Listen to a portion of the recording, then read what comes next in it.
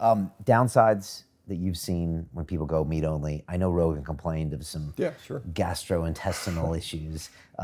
Is that common? And have you had people that go on it and can't handle it, or they have other side effects? Absolutely. What's happening here? So certainly we see, the big things we see often is a lot of people have a difficult time eating enough, so they get really fatigued. They run out of energy. They just feel very flat.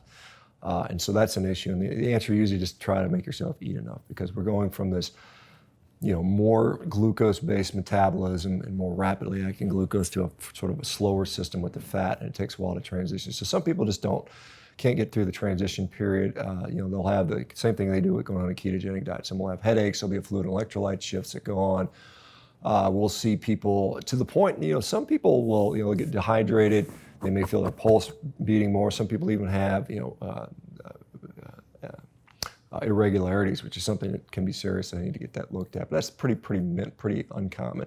The gastrointestinal stuff, certainly many people will say, well, I'm just not going to the bathroom as much. And so they're worried they're constipated.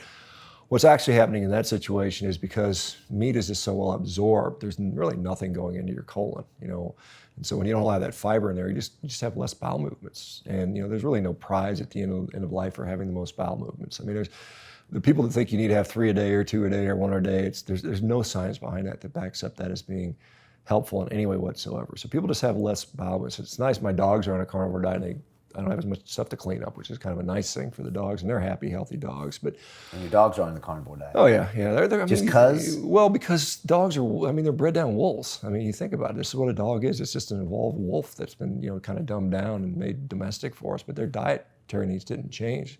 A wolf doesn't need, grain or pea protein dog food. They go out and kill an animal and eat it. Some people say, well, they'll eat the stomach contents. Yeah, maybe.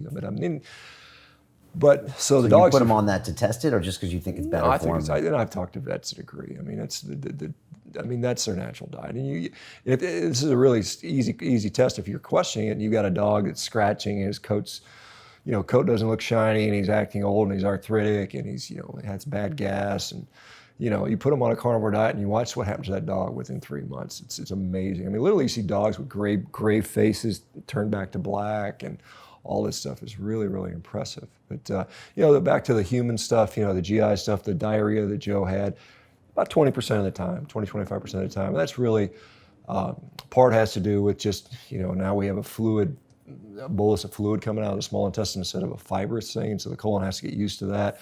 There's some bile that it may have to get used to reabsorbing. It's usually a couple-week transition for those people. Some people find that too much fat can be a problem. They're not used to handling fat, so they get fat malabsorption, and they'll have, it's called steatorrhea, which is fat in their sort of their fecal material.